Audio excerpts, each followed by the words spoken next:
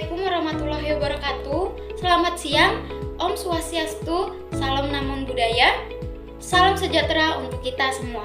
Perkenalkan, nama saya Putri Nur Fauzia, NIM E1B019166 dari Prodi PPKN, semester 5, Fakultas Keguruan dan Ilmu Pendidikan, Universitas Mataram. Jadi, hari ini kita akan membicarakan tentang partai politik yang tidak menjalankan fungsinya. Seperti yang kita ketahui bahwa partai politik adalah suatu kelompok terorganisir yang anggota-anggotanya memiliki orientasi, cita-cita, nilai-nilai, dan tujuan yang sama.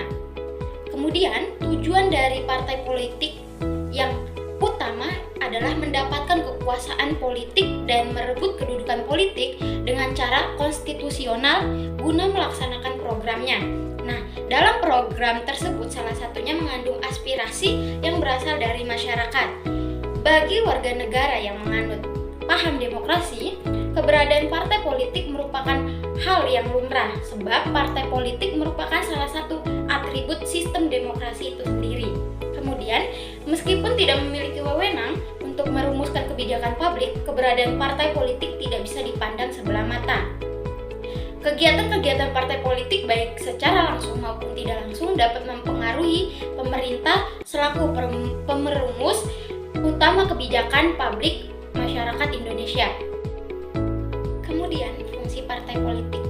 Seperti yang kita ketahui bahwa fungsi partai politik ada 5. Yang pertama, sarana sosialisasi politik, di mana partai politik ini berperan sebagai transmisikan budaya politik dalam rangka pembentukan sikap dan orientasi anggota masyarakat sebagai warga negara atau pendidikan politik. Kedua, sarana rekrutmen politik, di mana partai politik ini melakukan seleksi, pemilihan, serta pengangkatan seseorang atau kelompok untuk sejumlah peranan dalam sistem politik yang pada umumnya dipilih secara khusus.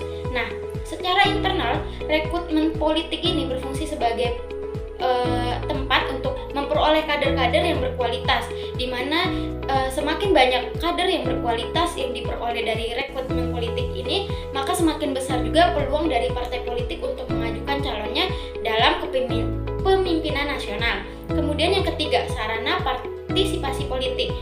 Sebagai sarana partisipasi politik, partai politik menjadi sarana bagi masyarakat dalam mempengaruhi proses pembentukan pemimpin pemerintahan melalui pemilu dan pembuatan dalam pelaksanaan kebijakan pemerintah.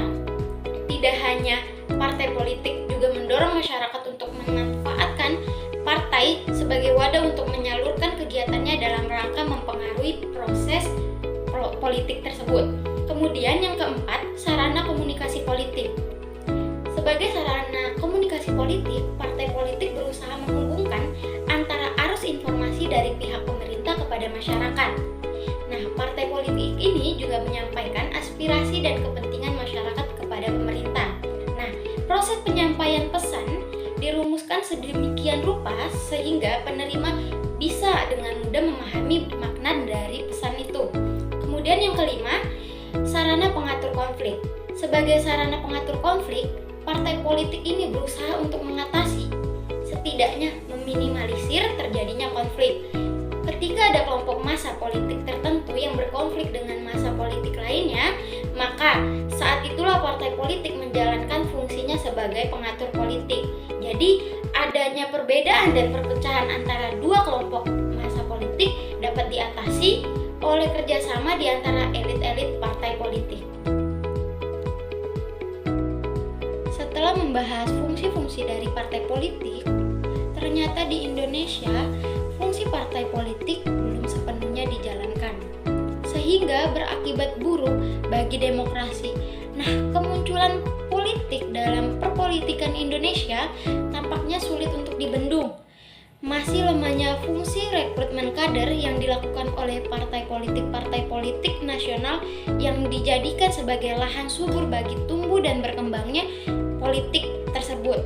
Nah, seperti kenyataan yang ada bahwa partai politik agaknya masih terjebak dalam kepentingan yang mengusung calon untuk maju mengisi jabatan-jabatan partai politik.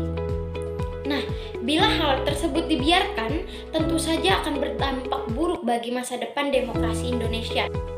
Dari dampak buruk bagi demokrasi, yang dimana melemahnya kader-kader partai politik yang memunculkan masalah terhadap perbaikan fungsi rekrutmen.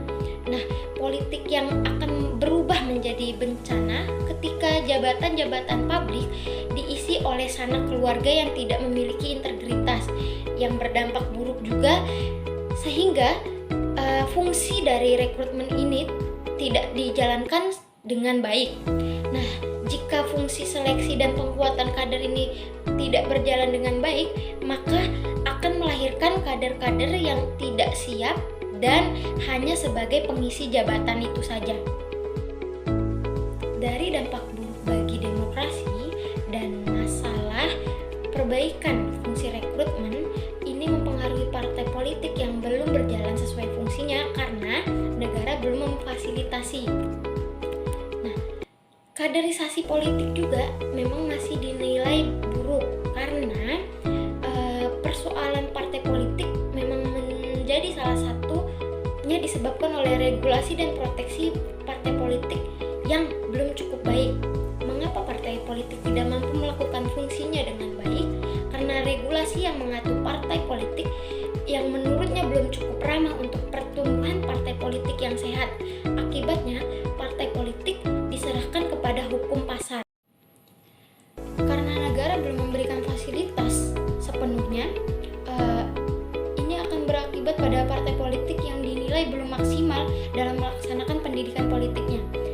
Bahwa kita tahu partai politik memiliki kedudukan penting dalam konstitusi, salah satu fungsi dari partai politik yang melakukan pendidikan politik, namun saat ini partai politik dinilai belum melaksanakan pendidikan partai politik secara maksimal, baik kepada masyarakat maupun internal partai. Contoh berita tersebut bahwa partai politik dinilai gagal dalam pendidikan anti korupsi kadernya karena partai politik belum maksimal dalam melaksanakan pendidikan politiknya. Contohnya pada berita dari Republika ini bahwa Komisi Pemberantasan Korupsi atau KPK menetapkan Wakil Ketua DPR RI Aji Syamsuddin sebagai tersangka kasus suap.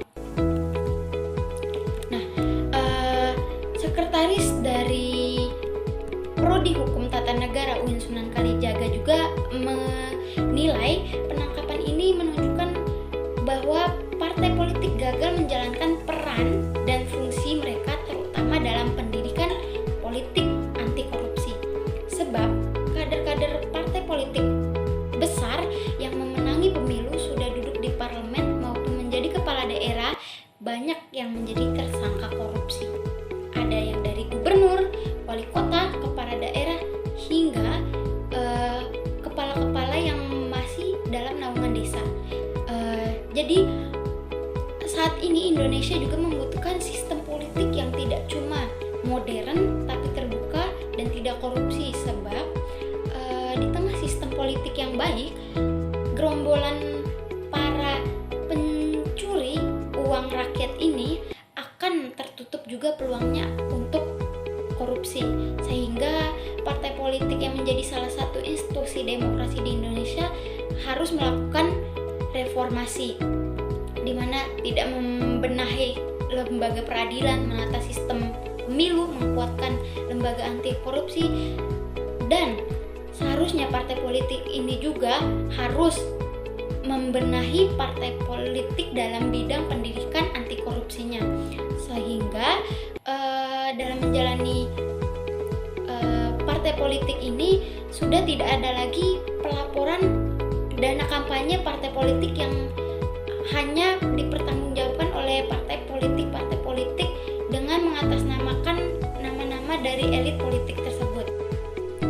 Terkait permasalahan tersebut, maka solusi atas partai politik yang tidak menjalankan fungsinya yaitu dengan cara membenahi terlebih dahulu partai politik itu sendiri, sehingga partai politik di Indonesia agar maju. Maka solusi yang ditawarkan untuk mendorong partai politik menuju ke arah politik yang modern, tentu saja partai politik harus menjunjung tinggi transparansi, akuntabilitas, dan partisipatif.